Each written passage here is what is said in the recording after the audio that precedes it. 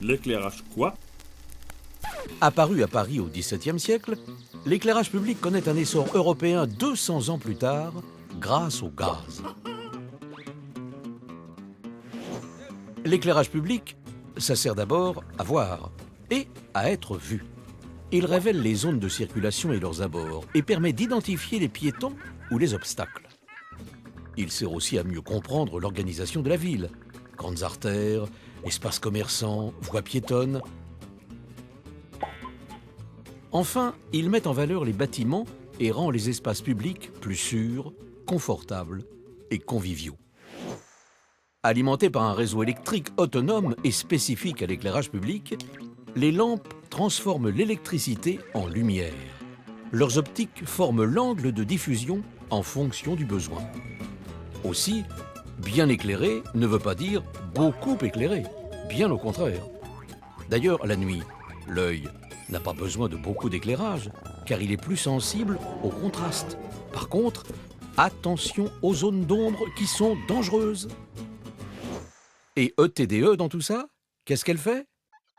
En réponse aux besoins de la ville, elle établit un schéma d'aménagement avec un architecte lumière.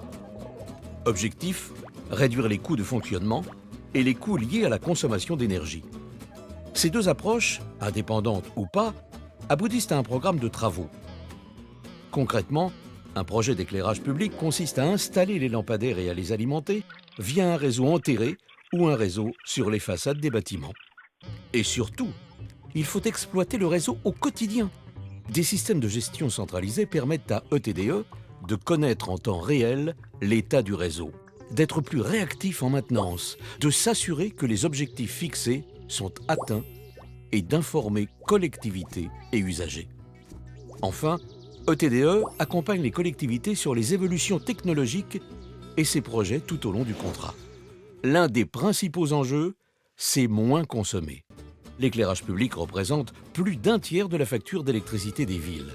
Et ce, à cause d'éclairages vieillissants, qui éclairent moins et consomment plus. Aujourd'hui, sur des contrats de long terme, partenariat public-privé ou marché à performance énergétique, ETDE s'engage sur 30 à 40% d'économies. Preuve à l'appui.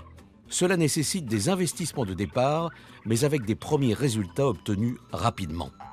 Premier levier, changer le matériel. Les lampes évoluent et arrivent d'autres technologies, comme la LED. L'alimentation par des centrales d'énergie renouvelable est aussi au cœur du sujet. Deuxième levier, le pilotage de la lumière. Par exemple, adapter l'éclairage en fonction du trafic automobile et piéton, des saisons, des festivités. Relier chaque lampadaire à un centre de commande pour opérer le réseau à distance.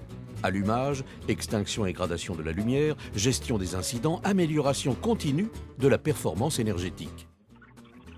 Pour ETDE, aider la ville à consommer moins et exploiter mieux, c'est aussi être exemplaire. Micro-trancheuse pour réduire les nuisances aux riverains et la durée des chantiers.